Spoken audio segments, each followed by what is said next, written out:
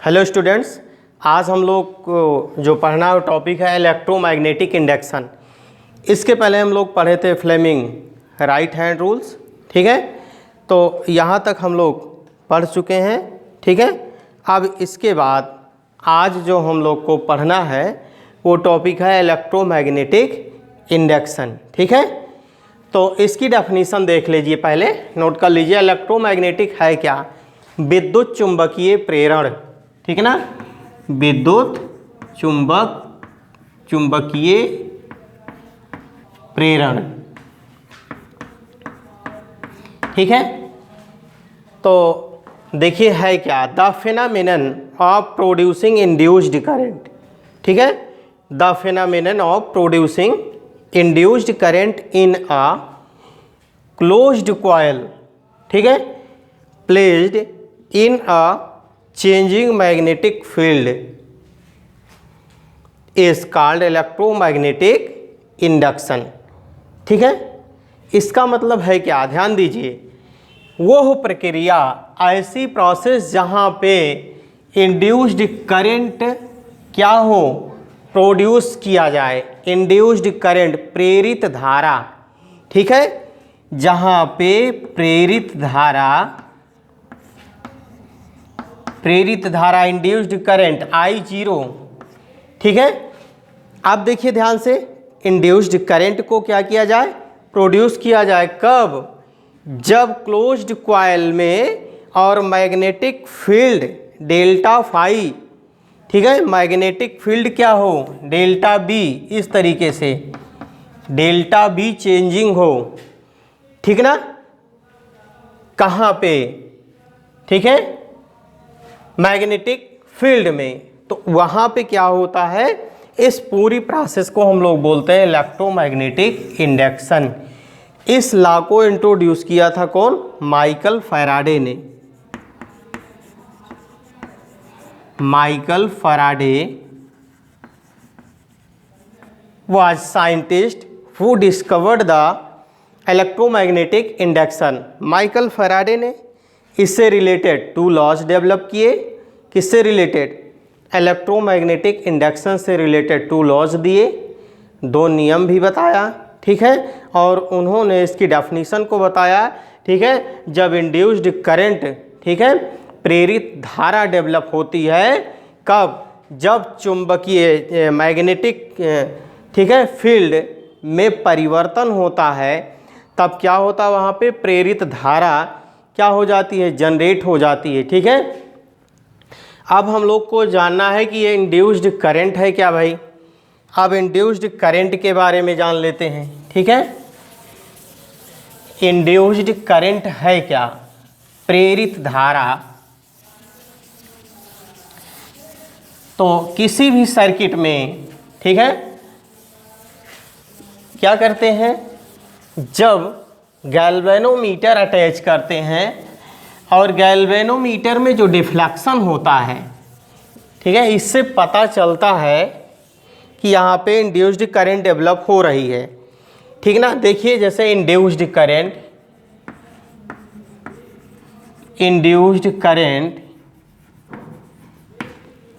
Note करना चाहे तो नोट कर लें इसको। इंड्यूस्ड करंट है क्या? ठीक है, the deflection of the galvanometer, the deflection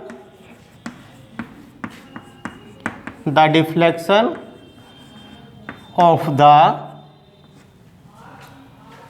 galvanometer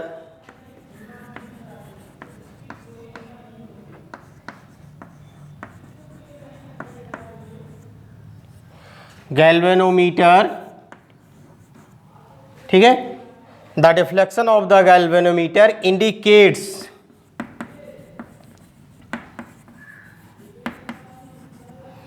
indicates that current flowing through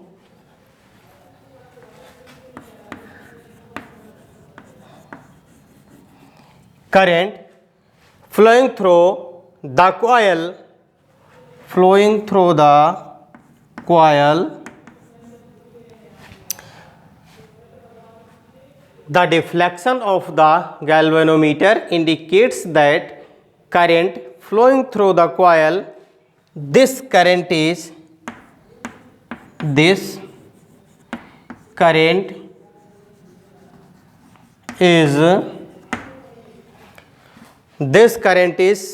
known as called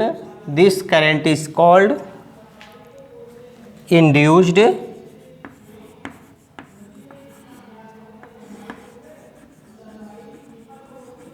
current. ठीक है, आप ध्यान दीजिए, किसी सर्किट में, ठीक है, क्या करते हैं, ठीक है ना, सोलेनॉइड में, ठीक है ना, चलिए सर्किट बनाते, किसी सर्किट में अगर क्या करते हैं, गैल्वेनोमीटर को लगाते हैं और गैल्वेनोमीटर डिफ्लेक्ट करता है, तब वहाँ पे इंड्यूस्ड करंट डेवलप होगी। किस वजह से?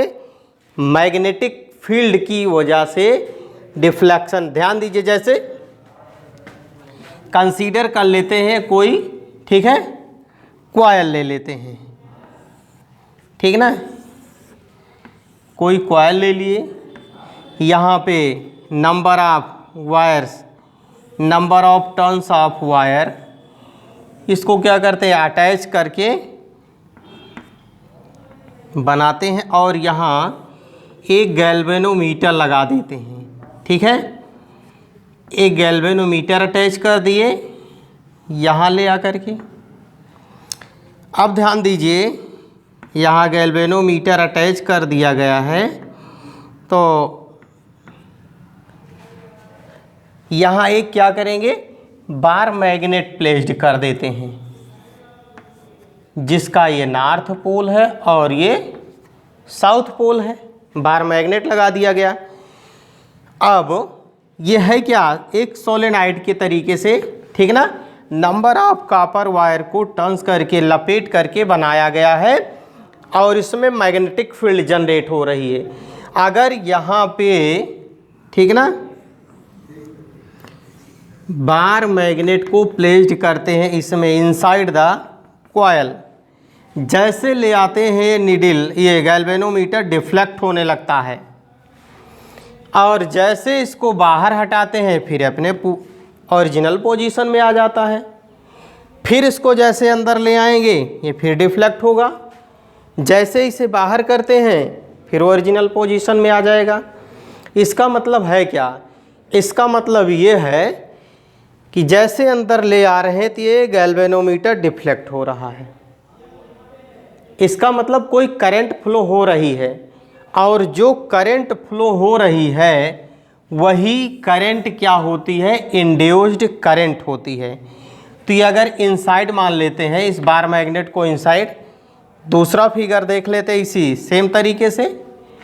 यहाँ पे कंसीडर कर लें कोई कॉइल है, ठीक ना, ये, और इसको नंबर ऑफ कॉपर वायर से लपेट करके वाउंड करके बनाया गया।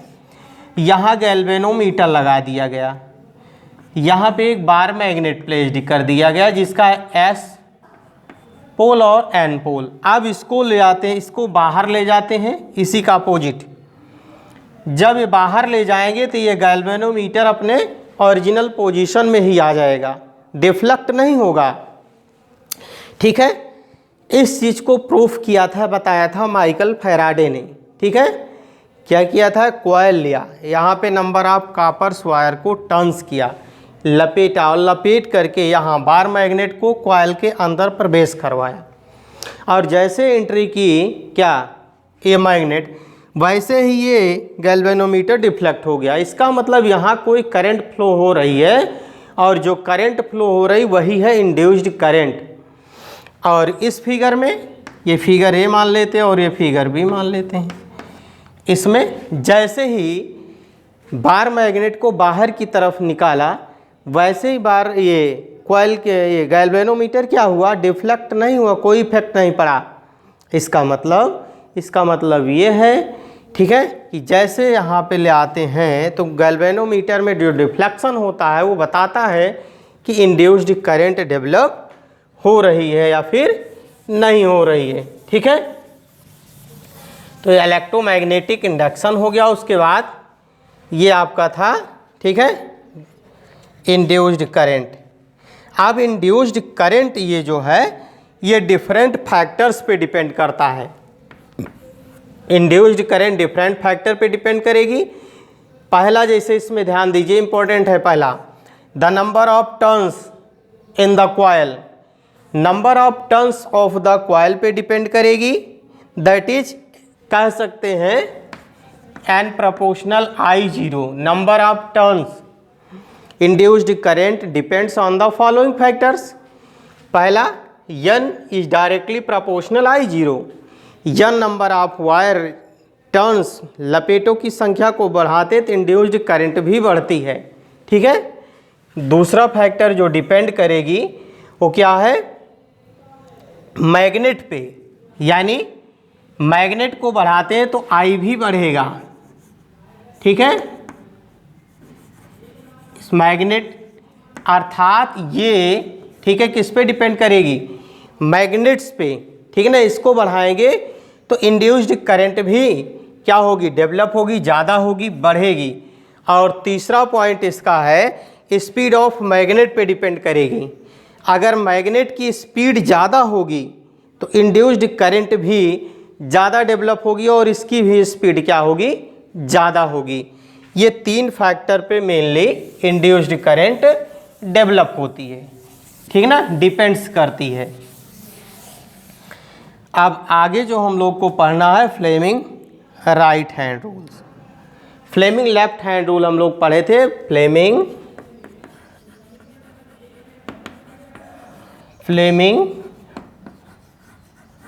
Right hand rule. तो इसमें भी सेम उसी तरीके से हैंड्स को चेंज कर देते हैं। यहाँ ये थंब पॉइंट ले लेते हैं, ठीक है। उसके बाद ये 4 फिंगर, फिर ये मिडिल फिंगर, ठीक है। इस तरीके से ये थंब पॉइंट हो गया, 4 finger, middle finger, thumb point. और ये क्या है, 4 फिंगर।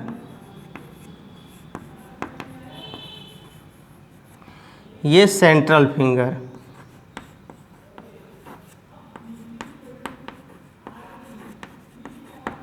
ठीक है। आप ध्यान दीजिए इस तरीके से, ये F को बताता है, ठीक है, और ये B को बताएगी और ये I को बताती है। चलिए, फ्लेमिंग के राइट हैंड रूल के अकॉर्डिंग अगर हम अपने दाएं हाथ की उंगलियों को इस तरीके से सस्पेंड करें, फोल्ड करें, ठीक है, स्ट्रेच करें कि ये थंब पॉइंट और ये 4 फिंगर, मिडिल फिंगर एक दूसरे से क्या हों, म्यूचुअली परपेंडिकुलर हों, ठीक। तब ये क्या बताएगा, थंब पॉइंट ये फोर्स को बताएगा या मोशन की डायरेक्शन को बताएगा, ठीक है, थंब पॉइंट। और ये 4 फिंगर, ये देखिए,